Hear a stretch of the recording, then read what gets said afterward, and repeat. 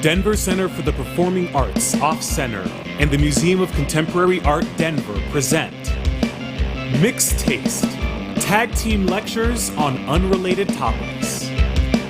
And now, introducing tonight's unlikely pairing, public transportation and polyamory.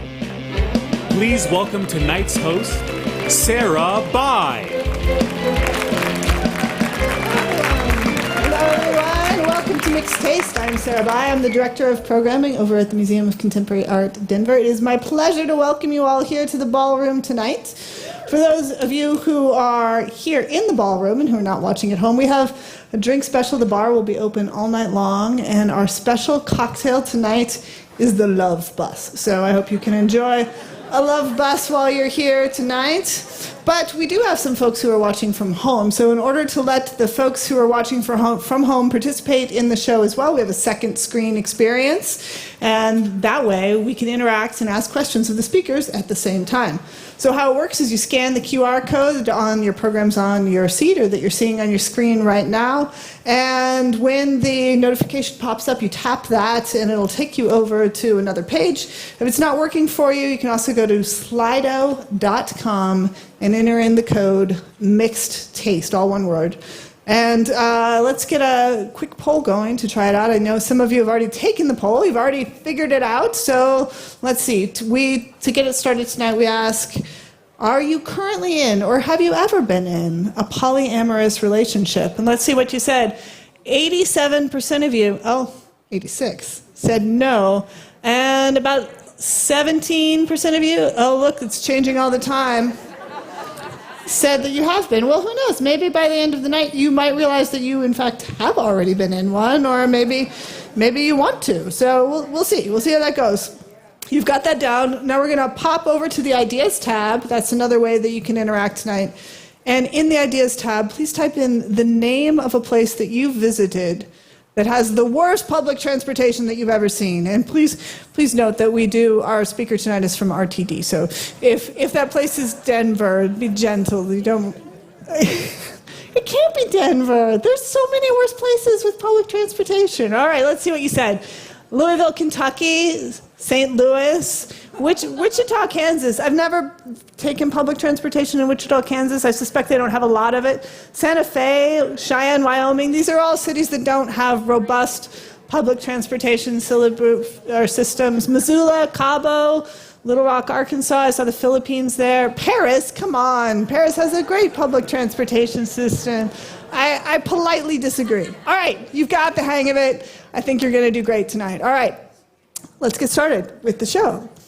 Mixed Taste is a mashup series where we bring together two topics, and then we have a live question and answer on both topics together at the same time. The rules are super simple. The first speaker speaks for 20 minutes on their topic, then the second speaker speaks on their topic. During the first part of the program, we allow no connections between the topics, but during the Q&A, anything can happen, and quite frequently does. So between the talks tonight, we're going to play a quick game, and at the end, we're going to invite a local poet to create an original poem inspired by what we learned together tonight. So I'm so excited to present our first speaker who will be speaking tonight on public transportation, in fact.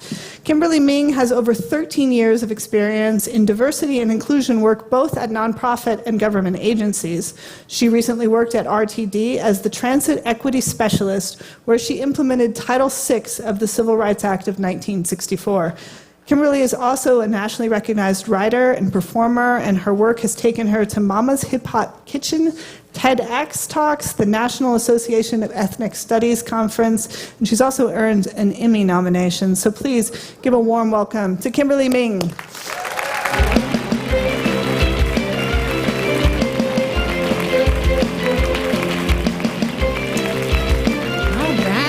Hello, beautiful people. Happy to be here. How you doing tonight? Doing good? All right, a lively crowd. I like that because there is some, interaction with the audience.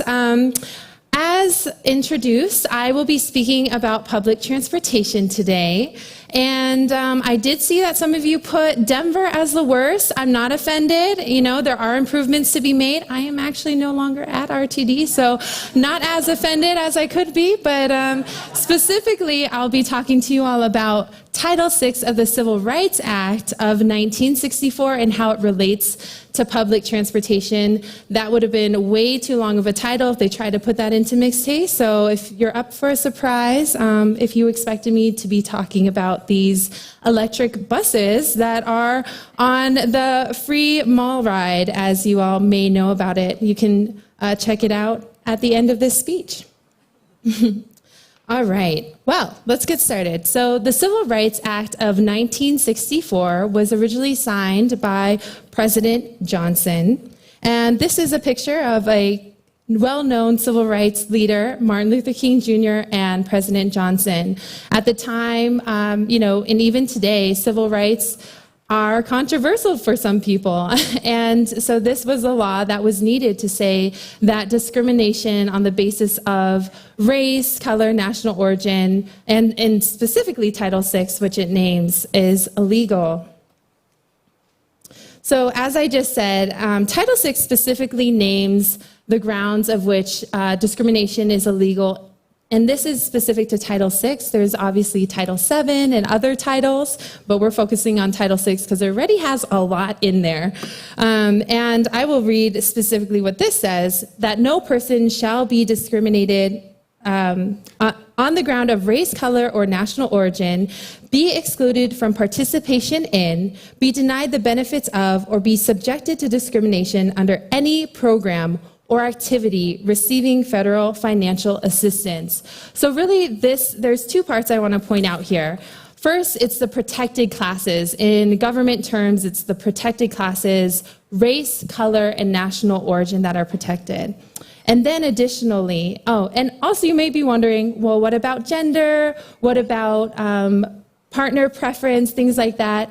This is not covered under Title VI. It wasn't written into the law at that time.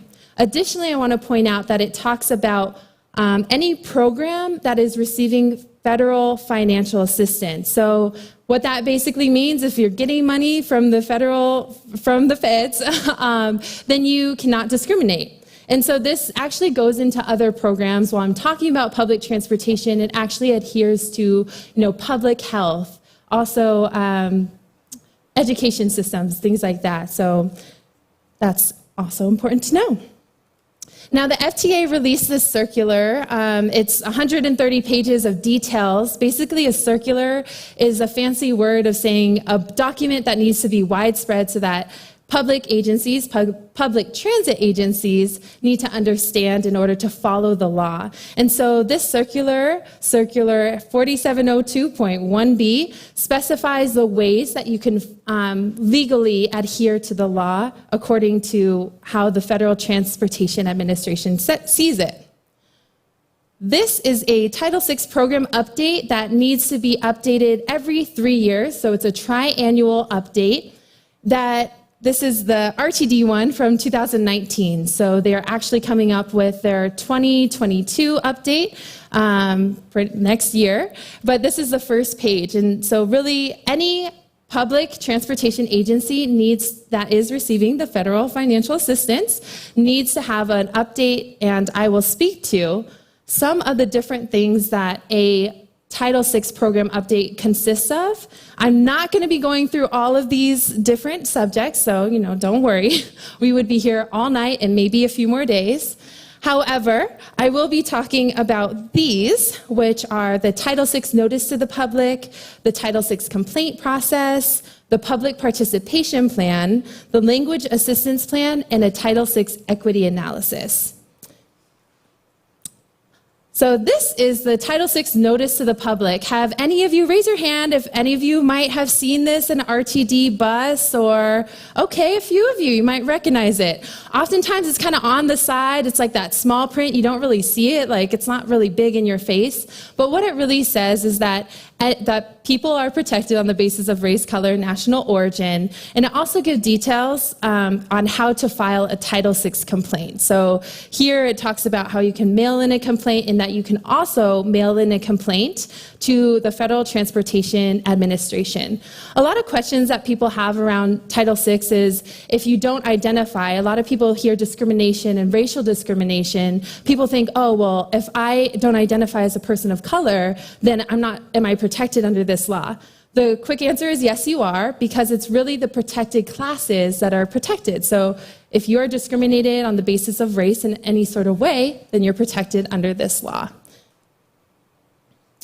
All right, the fun part, Title VI complaints. I definitely spent some time listening to and interviewing people that had some of these complaints, and they're taken very seriously because we want to make sure that the agency is not discriminating.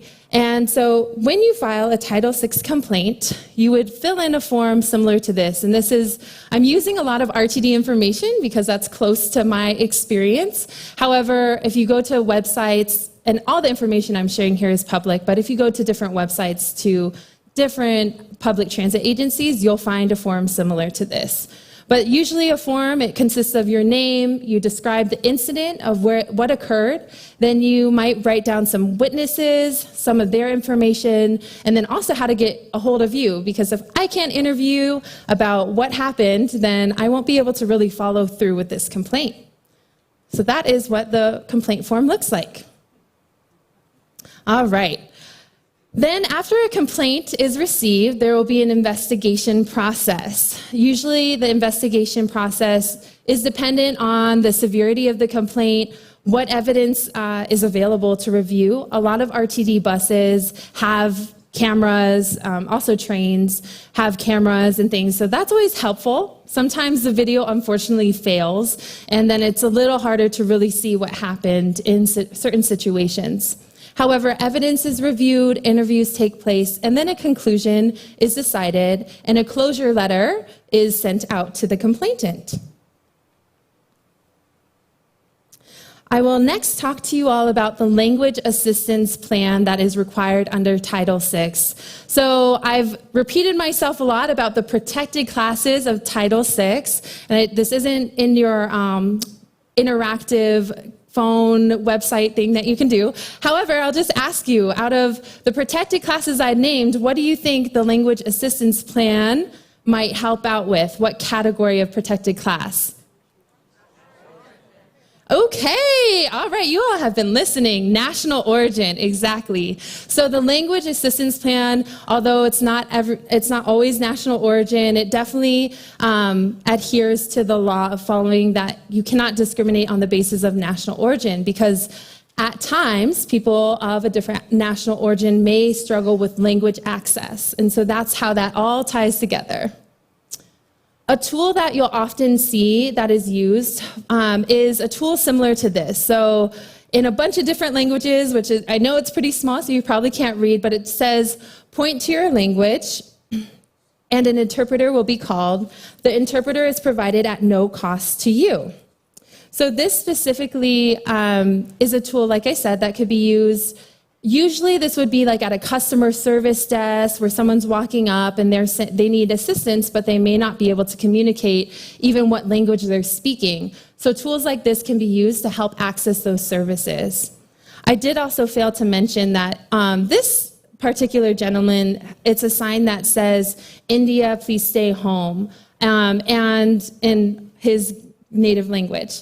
And I just thought it was particularly during a time of COVID and a public health crisis, I think it really speaks to, the importance of being able to access things in the language that you are able to understand best. And while I'm speaking about public transportation, that's also an essential need, and that's also something that was continued to run through COVID, and just speaks to the need of a language assistance plan. This is actually something that I found. It's from the U.S. Citizenship Podcast website, but I thought it was so interesting because it says, hello, my name is. So these are intended to have available for people that might need some language assistance, and people can write their name in, And then below it actually has a full explanation about Title VI and that according to this law, I should be able to access services without any cost of an interpreter or translator. And so I just thought it was really unique because I think these people know their rights. If you're walking up with your card and you're like, hey, you have to give me some services, whether it be public transit or any others. All right, I'll also talk about the public participation plan. It really goes hand in hand with the language assistance plan. Reason being because really the purpose of a public participation plan, it's meant to address the barriers that may prevent minority and LEP persons from effectively participating in decision-making processes. LEP specifically stands for Limited English Proficiency. And so LEP individuals, it's if you speak right or read English less than very well, then you would be considered an LEP individual, in which the public participation plan also includes to hopefully give you access to processes so you can give input to government agencies. So, while, like I was saying, the public participation plan is meant to address barriers that may exist in different communities. And we're thinking about civil rights, and we're also thinking about access and barriers. So there are historical reasons why someone may not actually be involved in a public participation process. Part of that could be historical. So if there's historical mistrust between a community because there were laws that said for colored people only and for whites only, there might be a little distrust. Like, I don't know if you're working on my best, in my best interest. And so that could be a barrier to public participation. Another barrier could be cultural. There's been a few meetings that I've been to in which some people say, I really do think it's important outreach to this community, but I just don't know how to really talk or be immersed in minority communities. And so there are real cultural barriers that exist that this law actually ensured that there's a public participation plan that addresses the potential cultural barriers that exist. Also, language is another barrier, which we already discussed, so I won't talk too much about that. Institutional barriers. So, example of an institutional barrier could be if people don't know how to actually influence an institution. So I want to make sure that the roads are working on my behalf, or that there's safe corners in this area because it's a high traffic area and there's no raised sidewalks or speed bumps. I guess sidewalks are automatically raised, right? So speed bumps or something like that. That's you would want to make sure that that person even knows how to contact that institution, and sometimes people don't. So the public participation plan would address that. And then also economics. So a way that economics could be a barrier to public transportation is if you have someone that's working multiple jobs and maybe they're not able to attend that noon meeting that everyone's giving input and saying what they should do next to public transportation, right? So economic reasons can be a barrier, but if it's addressed, maybe there's people that are thinking, hey, these are actually the best times for this community to meet in. Or actually, we should be providing childcare because that's one of the big barriers of why people aren't coming. So that is what should be outlined in a good public participation plan.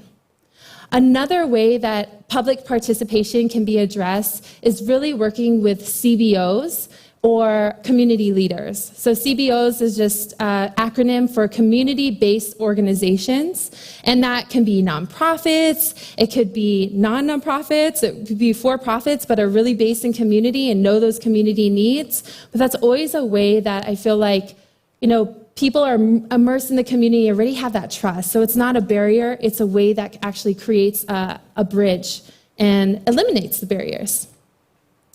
And lastly today, I will talk to you about an equity analysis. These are pretty complex, and I won't go through all the definitions because you might fall asleep. But I will just say an equity analysis is really a way, it's triggered when there's a fair change, so if there's an increase or even a decrease in a fare, Or it can also be when there's a major service change. So major service changes are defined by each public transit agency. It's done through analysis of what do we consider to be a major service change. However, when there is a major service change, an equity analysis is done to make sure that there's not a desperate impact to minority communities. I'll put up an example. As I just mentioned, there's a desperate impact policy that says that minorities cannot actually be disproportionately affected by a major service change or a fare change. And there's a disproportionate burden policy as well that I'm not going to talk too much about, but it does protect low-income communities. And that's because there's an executive order 12898, that protects low-income communities, so they work together in a Title VI equity analysis. But like I said, I'm not going to go too in depth, but I will just say that this is an example of a route that was was supposed to be cut. And they put out a proposal. So what RTD does, at least, is they'll say these are the lines that are expected to be cut, but they'll do a process of public outreach and different things and decide if eventually if it really will be cut, or after an equity analysis, if it's triggered to be saying, hey, you can't cut this route because. In this case, this route was not cut because, as you can see, it says plus or minus system-wide minority population, and it's a lot higher. It's 20% more minority population than the general entire system. And so because of the desperate impact policy, it shows the threshold is 10% of if a minority population is impacted negatively more than 10%, then that's seen as a desperate impact. And so this is 20%. So this route was actually said, okay, you can't cut this. We have to look for a different alternative for this route. And it was recommended not to be cut, and then it wasn't cut. Although I think because of COVID, who knows what's going on with the RTD routes, because it's a little iffy out there. But I just wanted to give you at least an example of one of the equity analyses within RTD. All right. So overall, I hope you all got a good overview. Like I said, there's a lot of moving parts in Title VI, but you have an understanding at least of the different pieces of Title VI of the Civil Rights Act of 1964. I will say that Title VI isn't perfect. There's definitely improvements to be made, but I do believe that it's sophisticated in the language that it's using. And if it's used correctly, then a lot of good can be done.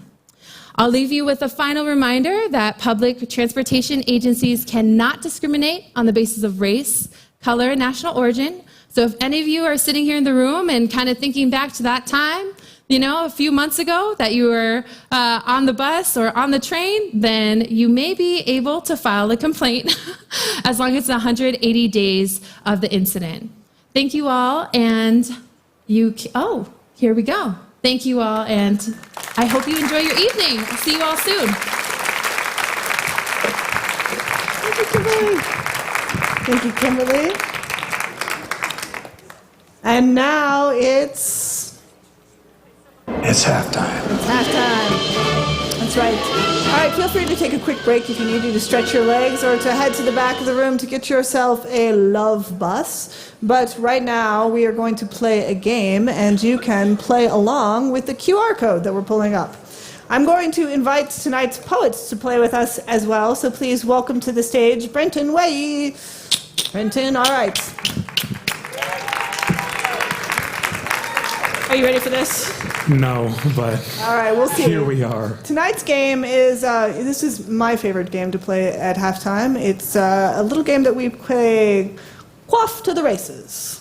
And how you play this game is we are going to read a name, and you are going to tell us whether you think that's the name of a 1980s hair band or a Kentucky Derby winning racehorse. So is this the name of a hair band or a racehorse? All right. Now, Brenton is usually exceptionally good at this game, so we're going to test him and see if your track record holds. I don't think it'll hold up in this case. Okay. Are you ready? Let's get started. The first name tonight that we're going to pull up for you is Grindstone. Is Grindstone the name of a Kentucky Derby winning racehorse, or is Grindstone a hairband from the 1980s? What do you think, Brenton? I don't know what the people have to say. I'm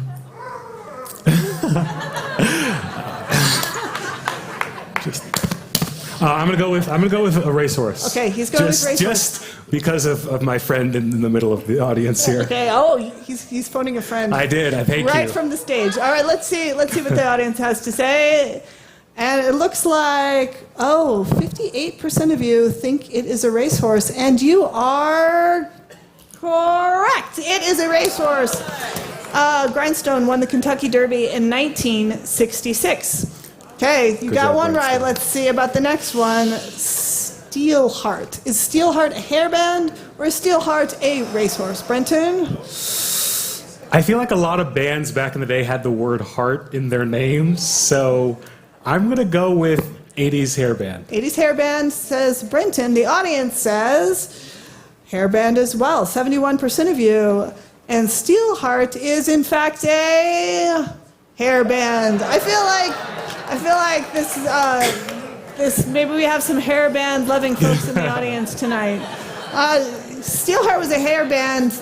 They were from 1989. Their hit song "I'll Never Let You Go" peaked at number 23 on the Hot 100. So wow. I'm sure a lot of you are going to be humming that on your way home tonight. All right. Our next name for you is Thunder Gulch. Is Thunder Gulch a racehorse or is Thunder Gulch a hairband? I have with my instincts. I gotta say it's a horse. Okay, Brenton says horse. Audience says racehorse. 88% of you. And let's see. Thunder Gulch is in fact a racehorse. That is correct. Thunder Gulch won the Kentucky Derby in 1995. So very good. All right. The next one we have for you tonight is Tommy Lee. Is Tommy Lee a hairband or is Tommy Lee a racehorse? Hairband or racehorse? Ah, that is a tough one. It is a tough one. It's what we call a trick question. I know. Is it some sort of like meta situation going on here? We'll see. So far, Brenton is 3 for 3. In case you haven't kept track, let's see if that holds. Hairband or racehorse? I'm gonna go with hairband. Okay, he's going with hairband. Let's see what the audience says. Is it a horse? Okay, they say racehorse, and they are in fact correct. Tommy Lee is a racehorse. Tommy Lee won the Kentucky Derby in my phone locked. Tommy won the Kentucky Derby in 1959. Tommy Lee, who was in a hairband in the 80s, has 2 M's. And I don't believe he ever had a solo act, but it was in fact a trick question. So I like it. And that's your first loss tonight. All right, the next one, Sleaze Bees. Is this a hairband or is this a racehorse? What say you, Brenton? That would be a pretty wild name for a horse. But horse names they're pretty, by their nature, wild. You have to have a unique name for a racehorse. I sound like I know things, but I just Google. I don't know. It sounds like a band to me. It really sounds like a band to you? Sounds like a band to me. Does it sound like a band to the audience? Let's take a look. What does the audience think? Oh my gosh. I feel like a lot of you are there any members of Sleaze Bees in here? In the audience. Sleaze Bees is in fact a hairband. They are from the Netherlands. They were founded in 1987, which as it turns out was a big year for glam bands. Very, very popular. All right. Enough's enough. That's not me canceling the game. That's the name. The next one that you have to call is Enough's Enough a hairband or is Enough's Enough a racehorse? I'm going to go with horse. Brenton says horse. Audience says... The audience says horse. 76% of you. They are, in fact, a glam band from Illinois. Formed in 1984. A little bit earlier than the other 1987 bands that everybody seems to know here. Look at that. All right, and our last one tonight. This one's tricky. We'll see how you do. It's not like racehorse or something, is danger, a racehorse or a glam band? Or could it be both? I mean, honestly, it's probably both. I didn't Google that, but I do know whether or not they've won the Kentucky Derby. Danger, danger. Stranger, stranger. I'm gonna go with a horse. Horse. Yeah. Brenton says horse. Audience says... Oh, racehorse. 73% of you said a racehorse. It is, in fact, whoever said hairband, you're right. Wow. That's them. Look at them in all their hairband Thank you for glory. my whispering friend here. They, like so many You're so other... confident, too. You're like, hairband. Like so many other glam bands, they formed in 1987, like mwah, the chef's kiss year for the hair bands, and they are from Queens, New York. So, Love it. all right, let's take a look at the leaderboard. Let's see, Andrew C. Are you here in the audience? You don't win anything, but the glory of knowing that you scored 6 out of 7 rights in under the best time of all. So congratulations, Andrew C. You really know your hair bands. Good job, Andrew. You're conducted to be winners. All right, thank you so much, Brenton. Yeah, thanks for having me. You did fabulous. Okay, we're going to look forward to Brenton's poem, which we will hear after the Q&A tonight. For those of you who are here in the ballroom, you can check out the Tattered Cover books in the back of the room. We've partnered with Tattered Cover this summer to bring you Mixed Taste Reads, which is a series of books that are inspired and sometimes written by the speakers in our series. They're curated by the Tattered Cover, and you can check them out here in the ballroom or online at tatteredcover.com. A portion of the proceeds benefit NCA Denver and also the DCPA. And that concludes our halftime. Now, on with the show.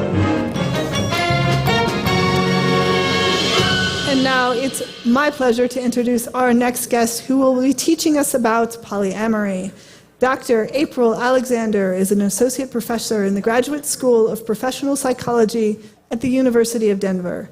Her research and clinical work focuses on human sexuality and trauma-informed and culturally informed practice. She is an award-winning researcher and also enjoys bringing psychology to the public through popular media. Please give a warm welcome for Dr. Apryl Alexander.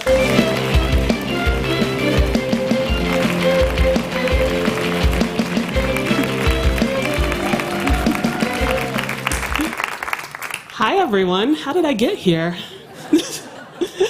A lot of people emailed me before this presentation, and they were like, Apryl and polyamory. What? My background and training is as a forensic psychologist, so a lot of people are familiar with my topics that are normally doom and gloom, talking about violence and victimization and things like that. So they said, how did we get to polyamory? And so I'm going to tell a little bit of that story today, just thinking about how do we define love? What is love for you all? How do we know what it's about? Who do you love? Hopefully your kids, maybe your partner, friends. We have all these people that we have in our lives that we love. And so when I started exploring this topic, it was coming out of my work in forensic psychology. I came into the field working with survivors of intimate partner violence, and then spun off and started working with individuals who inflicted sexual harm. So I'd done a lot of work with both adults and youth who sexually offended. And in that work, I started exploring all of the negative sides of sexuality as we were talking about illegal sexual behavior and sexual violence. But when I was working with these young people, I started learning they don't know anything. I was tasked to work with teenage boys who had committed these horrific acts, and we had to talk about sexuality a lot. We had to figure out why did they do these awful, horrific things. And so when you started doing their interviews, you would be asking them basic questions about human sexuality and relationships, and it was terrible. I had a 16-year-old once who told me he had 4 kids at 16. And so there was a question there that came up during the interview, and he said, well, if a woman doesn't have an orgasm, they can't get pregnant. And I was like, ooh, there's multiple things wrong with that, from a positive sexuality side and from the negative, nasty stuff that's going on in your lives.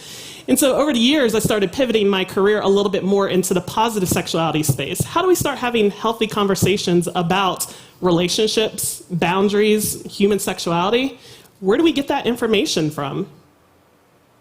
Yeah, it's maybe about what our parents told us. Sometimes we're getting it in schools, but only 13 states in the United States offer comprehensive sex ed. So teaching young people about boundaries, consent, healthy relationships. That when I've talked to local high schoolers here in the Denver metro area and asked them about their relationship status, I had 3 girls in one class who said they're not leaving their boyfriend because they're threatened to commit suicide. And so we have a lot of difficult conversations that still need to be had about relationships and sexuality. Then when I was in grad school, some of my training was in marital and family therapy. And along the way, I started seeing clients, they just started gravitating towards me, who were polyamorous, who were swingers, and even who were nudists or naturalists. And as a part of our psychology training, we would go to our supervisor to discuss these cases, make sure we're on track, and make sure we're doing therapy appropriately. And all of my supervisors pathologize these people. They can't be in a healthy marriage. They're obviously deviant if they're wanting to do this. Kept hearing these stories on repeat from my supervisors, but it didn't make sense with the people who were sitting there in front of me. I was like, these seem like good people. I don't see anything deviant here. And as a great student that I was, I would go and try to find more literature to help inform my opinion. But when I picked up my human sexuality text, there was no mention of polyamory. When I picked up my marriage and family therapy text, no mention of polyamory. Even my human sexuality text, no mention of polyamory. So this is something that we've just often avoided talking about and is not even making it into our psychological literature. So for me, I've been talking a lot about how do we talk about inclusive sexuality, which has been my latest article. Also, I didn't know you could be a pop culture psychologist. That was new for me.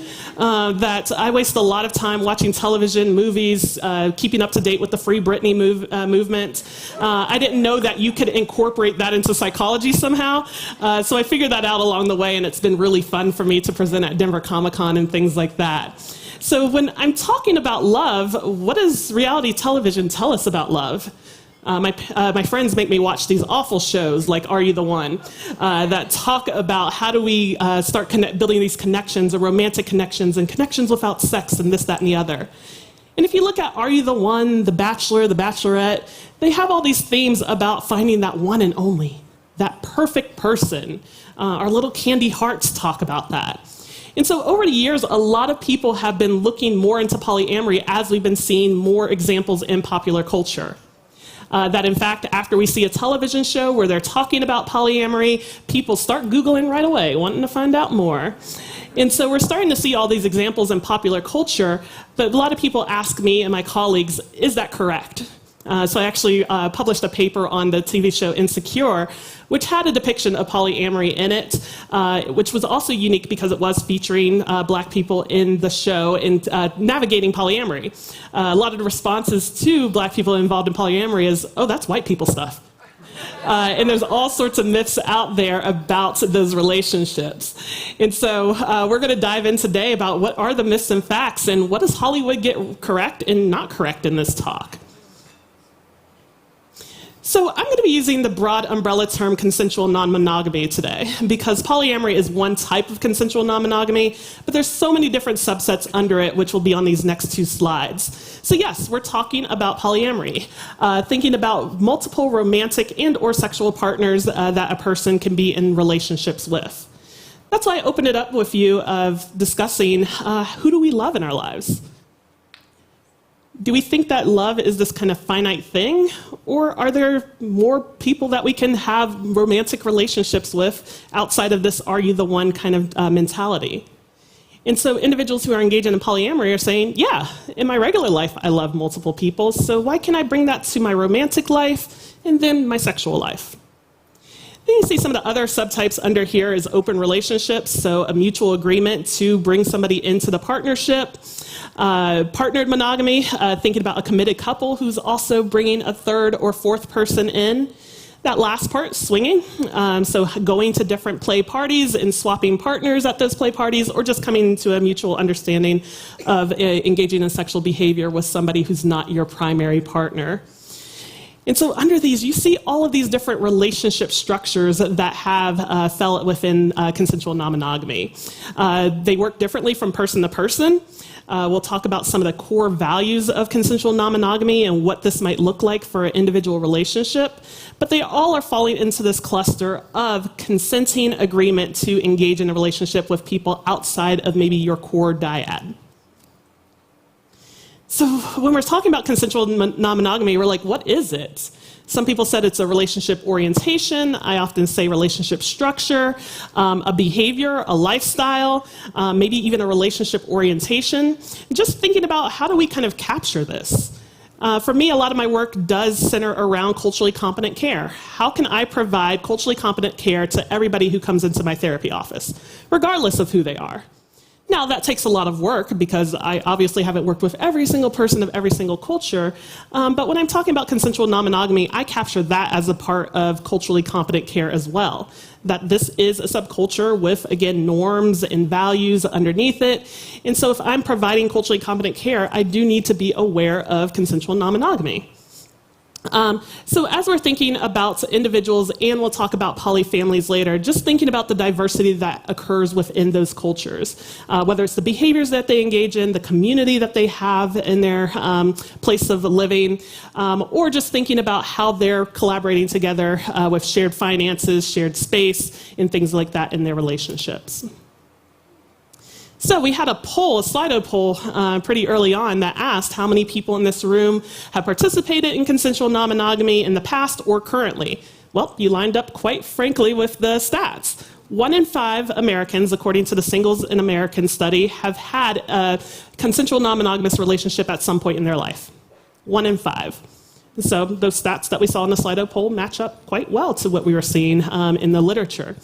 And then at any given point in time, about 4 to 5% of Americans say they're currently in a consensual non-monogamous relationship. And when we looked at this research over time of who is abiding by this relationship structure, it's everybody. So we see it across genders, across races, sexual orientation, income, religion, region, pretty even across the board. So in my paper where I was talking about insecure, it's not just white people stuff. It's everybody who is engaging in these different behaviors and kind of thinking about this being a relationship constellation for them. So just thinking about those configurations, again, how are you managing multiple partners in this relationship? There's some people who say, oh, that seems overwhelming. I already forget my one date's name. How am I adding a second person in my life? And so thinking about how do we maintain those relationships where we are providing the needs for each and every person in one of those relationships. And again, one of the misconceptions about polyamory is we're just talking about sex. No, this is relationships, romantic relationships as well. So we just want to make sure that we are capturing that as a part of this constellation of relationships. Some individuals talk about primary and secondary partners. So your primary partner might be the person you live with, share finances with, see on a regular basis, where your secondary partner might be somebody who doesn't live with you. You have some arrangement about shared time and space and things like that. Now, we do have our relationship anarchists out there, and poly people are often very progressive, and they said, I don't want to be a primary or secondary, so we have these relationship anarchists who say everybody's even. We shouldn't have these forced hierarchies in these relationships because this is what we're getting against, going against the status quo. So just something to keep in mind. So just thinking about how do we maintain these relationships in a healthy manner is just so important in the poly community. That there are people who try to enter this community who are not taking care of each of their partners in the agreed upon terms. So that's something that we always have to be mindful of. Another thing that we talk about is the halo effect. Again, where we talk about being socialized to our relationships, we often focus on monogamy being the primary relationship structure, the dominant one, the most healthy one. That's what a lot of the messages that we get, that this is the superior relationship structure, it's the healthiest form of a romantic relationship, and so that's what we need to be going to. That's what my professors told me. If they were healthy, then they wouldn't be doing this. And so we just need to really think carefully about how that halo effect comes into play with some of our thinking and being more expansive in how we think about various relationship structures. We've also seen a flip too, where individuals who practice consensual non-monogamy, they have their own halo effect. They're like, oh, we're superior, and we have the better relationship structure. Well, that's not necessarily true either. A lot of this is about what works for you in your relationship dynamics. So this CCC model really highlights some of the core values behind consensual non-monogamy and engaging in it. So when we're talking about people who are wanting to open up their relationship, we talk about these three principles first. The first one is consent. It is consensual non-monogamy. That everybody who's involved should be consenting to opening up their relationship. If it's not consensual, it's not consensual non-monogamy. If it's coercive, it's not consensual non-monogamy. So you do have individuals who come into the therapy office and they're like, yes, please force my husband to open up our marriage. Well, that's not going to work. We have to talk about the boundaries, talk about the consent, talk about, is this going to work for you all?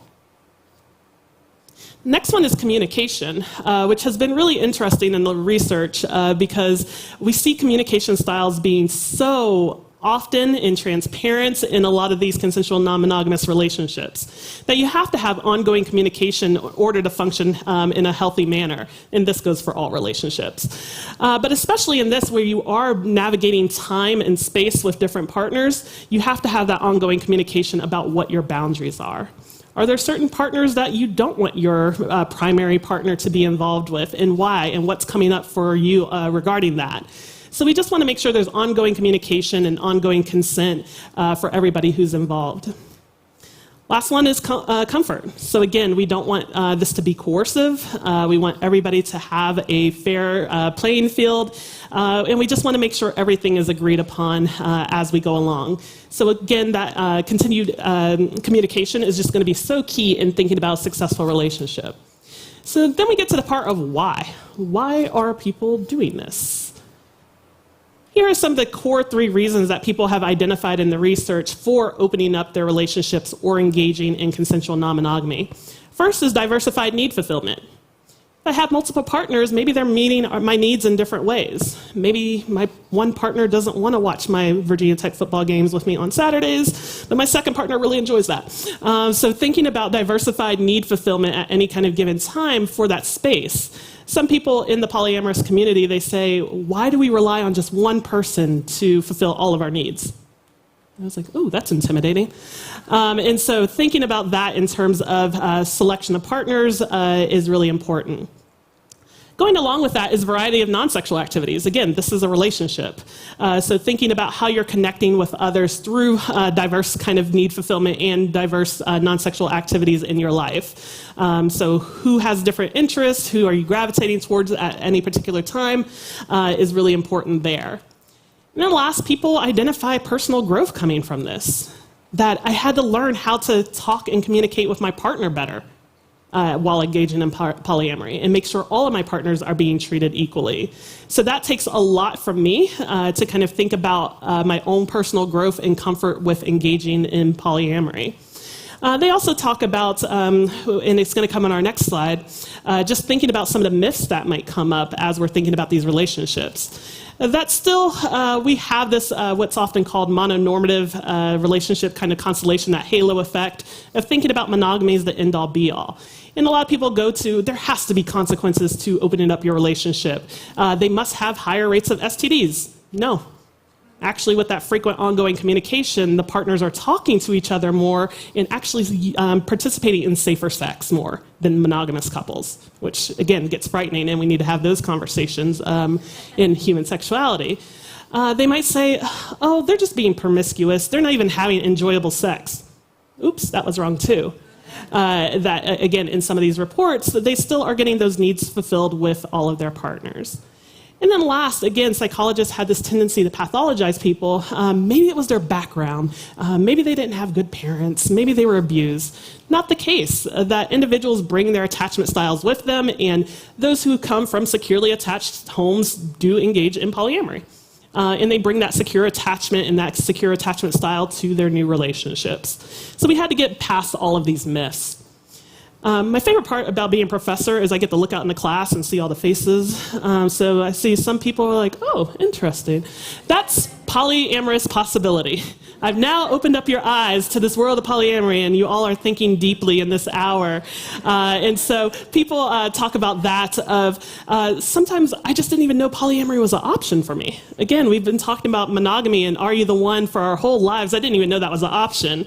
And people respond in a few different ways. People are like, oh my gosh, that's really scary. Or is my partner sitting next to me? Are they now wanting to get on board?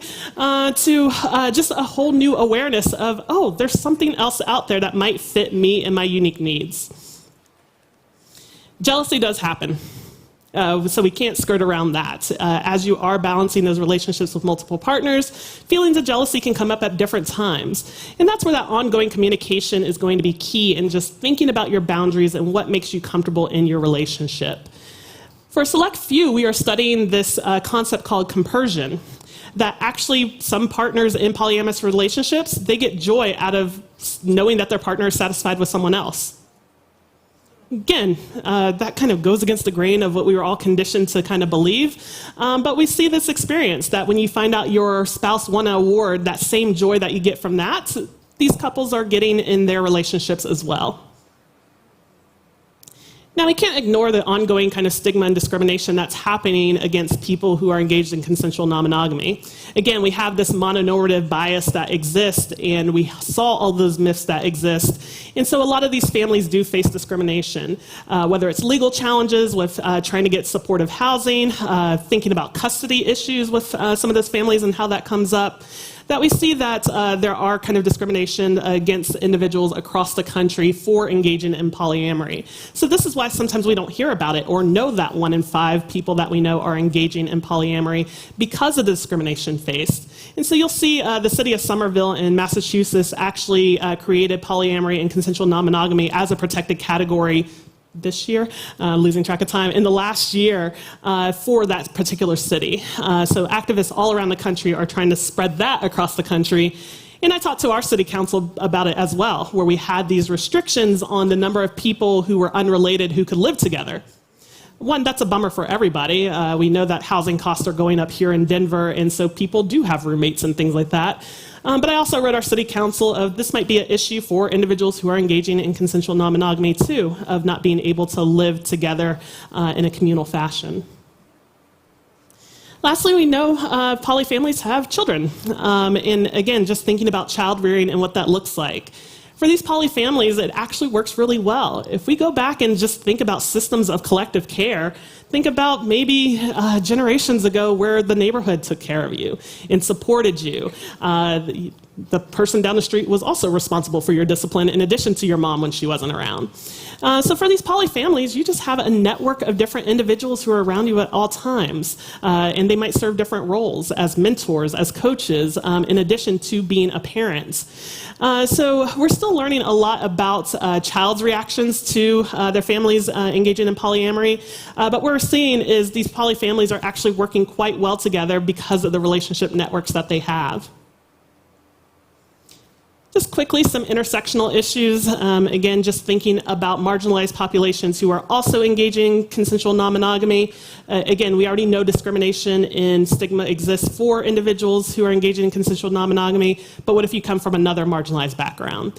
So just trying to find that support, that in the polyamory community, there's a lot of different networks and groups and even play parties, and they still, people who are from marginalized identities still face discrimination in those spaces.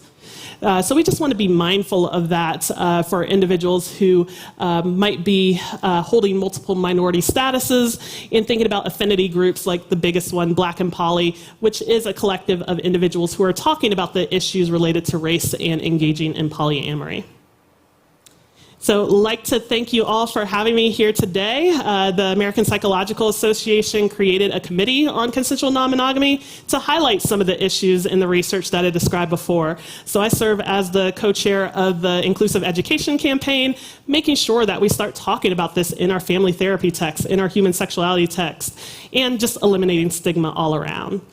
So I hope you all enjoy your love bus, and let's continue to think about how many people we do love in our lives. That's great music. Thank you, Apryl.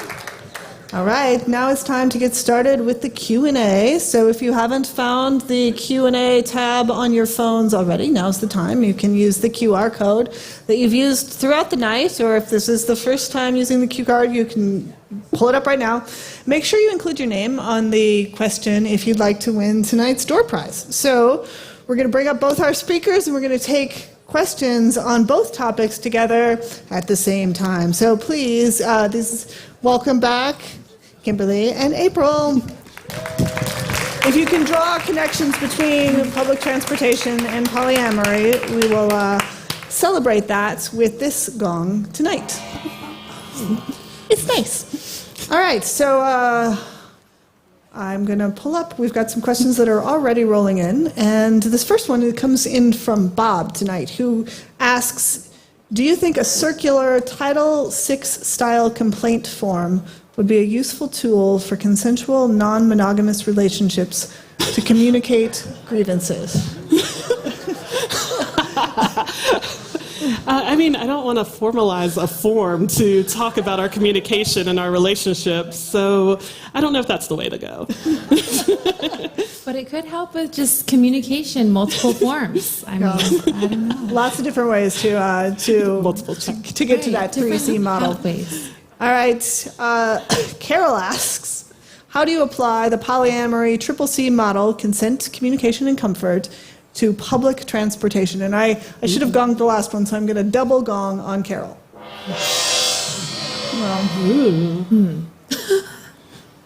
You have to consent.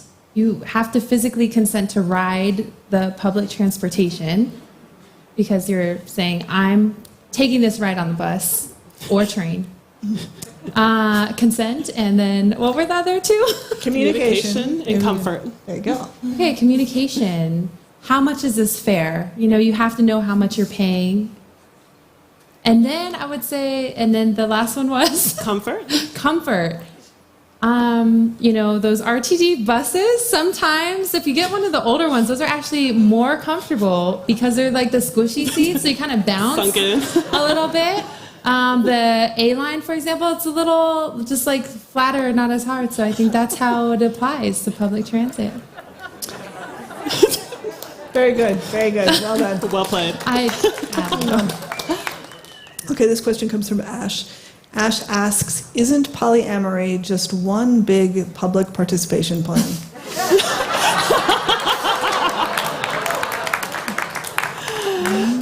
It's part of expanding our thinking. Again, we know not everything works in the way for everybody, and just figuring out what fits for you in your relationship or relationships is key. So, no. Anything to add on the public transportation side? I like that response. All right. Just don't get caught on the public transportation. Please. All right. Haledale asks, when will there be a Title 69 to protect those? I know. He does. Haledale asked that in Roman numerals, but helpfully puts it in parentheses for those of us who would have to cross their eyes. To protect those who are publicly polyamorous while they're on their way to meet each other. Oh. Gone. A Title 69. Yeah. Maybe in the future. We are becoming more apt to talk about different types of relationships. As RTD is talking about diversity and inclusion, we need to add this to the conversation. Right. So. And actually, there are evolving, different executive orders that start to protect different classes of people. And so if there is discrimination within the polyamorous community, there might need to be some laws put in place that protect them. Okay. Title 69 coming your way. Title 69. The Every Alexander rule. 13-year-old in the world will be so excited about Title 69. Can you give a recent relevant example? This question is from Brad, by the way, who lists by his lines, which include Route 10, the A line, the 32, and the 15. Can you give us a recent relevant example of how Title VI helped someone at RTD ride more equitably?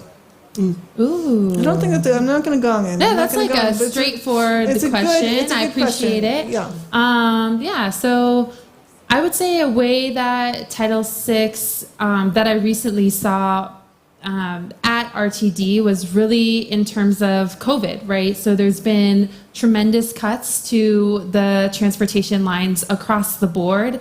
However, because of Title VI, there was a really distinct monitoring of which lines people were riding the most. Actually, what we saw during COVID is even though there was a 60% decrease of regular riders, the lines that people were riding the most were people that are more dependent on transportation, that use it for essential services and to get to work and may not have an alternative option. And what we saw in those lines were happened to be people of lower income and oftentimes minority communities. And so those are the lines that have actually increased service, or at least when there were a bunch of cuts, they made sure that there were continuous buses, or mainly buses, to be honest. If you look at service maps, there was a lot of bus lines that were pushed that continue service. And so that would be how Title VI really ensured that those lines were active.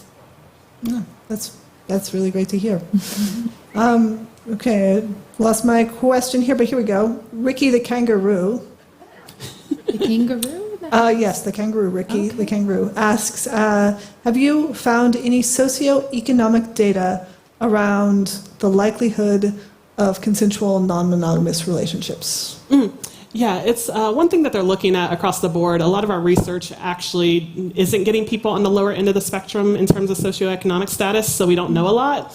But I just wrote a book chapter which is looking at these intersectional issues, and people of lower socioeconomic status often say they don't have the support of the poly community because they might not be able to get to the play parties, which is transportation. If they are, if they're also kink involved, maybe not having the tools and resources that others would have in those communities. So we still need to see a little bit more literature on socioeconomic status across the board. Well, this one is a crossover. So Sue D says, it's really more of a comment than a question. If you take the same bus every day for 30 years, polyamory sounds pretty good.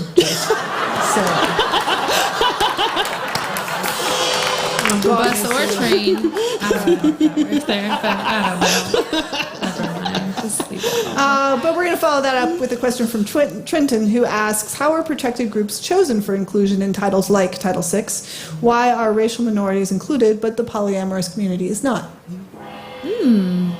Yeah, I mean, it's contextual, I would say, during the historical time. So the Civil Rights Act was really formed during a time of recognizing that the legal segregation that was occurring in the United States was actually not really good for and shouldn't be legal. And so I think during the context of that time, it really focused on those categories of race, color, and national origin. However, I think as we continue to understand different experiences based on different social identities in the world, or at least in the United States, those laws will evolve over time. Like I said, the Somerville decision is pretty new, so thinking about relationship structure as a protected category is something that we need to explore. So we do have a bunch of attorneys who are on the task force on consensual non-monogamy looking at these issues for people across the country. And I would just maybe also add, just if there were events that were hate crimes towards individuals that are in polyamorous relationships or identified within that community, then I would say there might be a huge, outcry for laws to be established. So context is important. No, that's good. Right, Sarah, but not me, another Sarah. There's more than one of us. Asks, what is your favorite type of public transportation, or do you have multiple?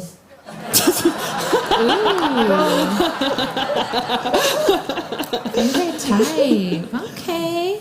I like it all. I'll ride the bus, hop on the train, hit that commuter rail. Feel real geeky up here, but Transportation. Public transportation, the options are what give it the flavor. I really do write it all. Really. And you, Apryl, what is your favorite form of? Yeah. I actually love the light rail. It's really accessible for me and gets you where you need to be, and so I'll go with the light rail. There you have it. Inquiring minds want to know. Okay, let's see. We've got another question from Ricky the Kangaroo that's risen to the top of our questioning tonight. Ricky wants to know, consensual non-monogamy is based in vulnerability and honesty. How can more honest communication benefit the RTD? Ouch. You tied that together nice, kangaroo, Ricky. Well, I think it's also about planning. So sometimes what I have seen at places such as RTD or maybe just general public transportation places, there's these great plans, but you don't have the budget. So I think that to answer that question, communication has to be honest from the beginning, but you also have to be realistic with, that budget and what you can do. Like if you can really build out certain rail lines or if it's like really a stretch of the money. And so I feel like I kind of answered that question around, like, did I? What was the basis of the question? I'll take the Triple C model to the RTD meeting and we'll see how it works. Okay, there we go. Well, there you go. All right. Okay. Anything to add around communication? No. Okay, well, I've got something for you, Apryl, which is, this one is from Janine, and she wants to know, are men and women programmed to be monogamous? How does that happen?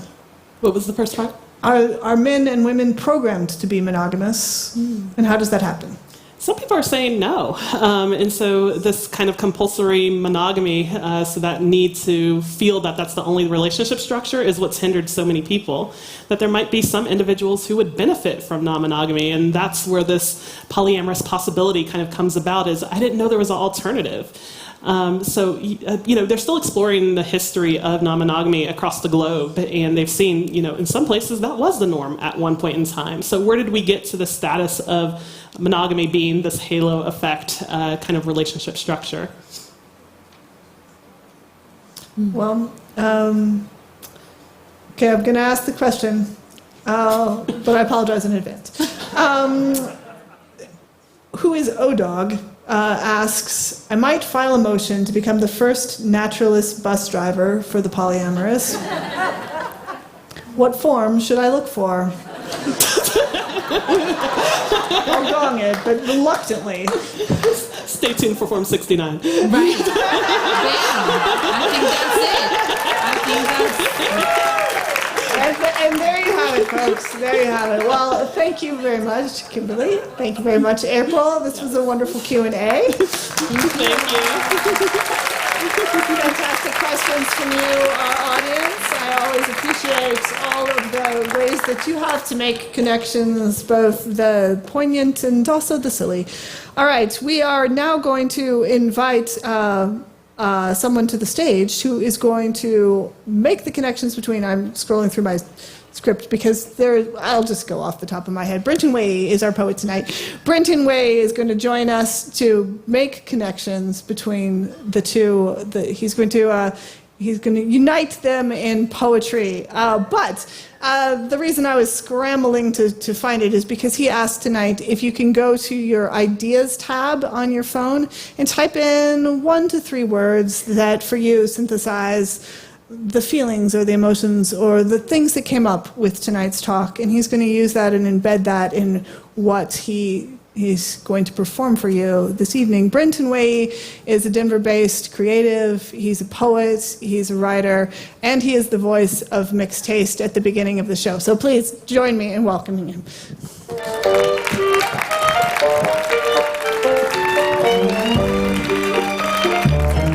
What's up, friends? How are we? Good. So, as Sarah was just saying, I have my phone right here, and so this is going to be a little bit of a grab bag. This also applies to anyone who's watching digitally as well. In just 1 to 3 words, if you could just put in the Ideas tab, just something you're going to be walking away with today. Is it a feeling? Is it an idea? Is it a quote? Something you heard? Something that was said?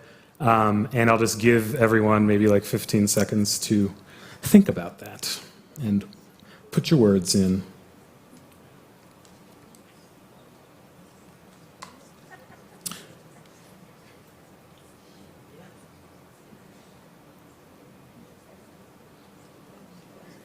Oh,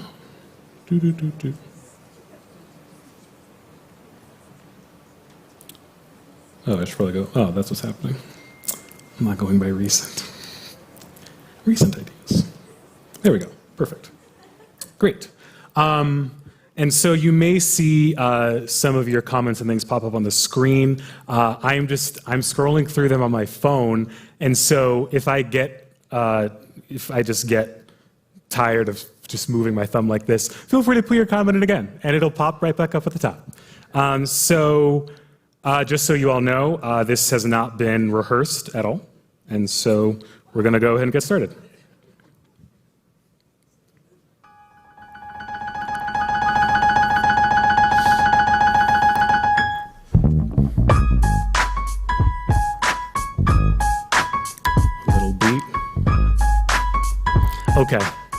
Okay. So, we gathered here in this beautiful place. We mixed ideas and palettes. That's called mixed taste. When we come back, and yes, it's in the mix, because right now we got to get more people in the mix. So I'm saying it's you, and of course it's me, and we add another person. I'm saying Three's Company, because right now, yes, we are jumping in, and when we are together as a city, as a community, we win. So I'm going in with no fear. Been riding the bus, the same bus for 30 years. We are non-traditional, unique, and maybe different, but it's okay, because right now we just don't differ. We will connect, because that is a community. It's unity. It's you and me. It's you, it's he and she, because we are connecting. It's an interjection, and right now we're connecting with love. It's an intersection. Polyamory, it means many love, when we are connected from the ground to the sky above. So I'm saying, can we unite our nation on buses and trains, because that is transportation. I'm laying it here, and I'm laying it plain. It's not so crazy, no, it's not insane. Just love thy neighbor, and I'm laying it plain. Connect with them like Burnham Wood coming to Dunsinane. So we coming back and right on the land. We are giving you words, because it's just unplanned. Because when we are connected, it is just heaven sent. It's the first of 3 C's. You gotta get your consent, get your communication, and yes, get your comfort too. And then you'll be connected with the community in the glue around the table. That is called connection. And you know you wanna have love and never rejection. Tiff and Lauren are just sitting on the tree. I'm saying hello up there. Yes, it's me, it's B, so it's ourself. And yes, it's laying the plane. I'm on the love bus, hell, I'll be on the love train. So let's go and take it right to the station. We are connected here, because this is our nation. I've been feeling so good, been feeling so blonde. I love you all, Mixed Taste. We'll all see you next time.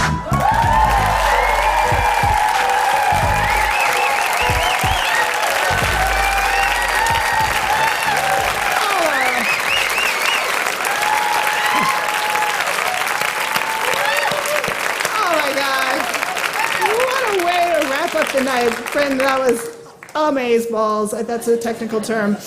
All right, I would love to announce our prize winner tonight. We have the winner of our door prize for the best question asked tonight, and that winner is Ash, who asked the connection, isn't polyamory just one big public participation plan? Good question. Well done. Ash, are you here tonight? Yay. All right, come and find me after the show, and I will give you your prize. And now, please join me in thanking Kimberly, and thanking Apryl, and thanking Brenton.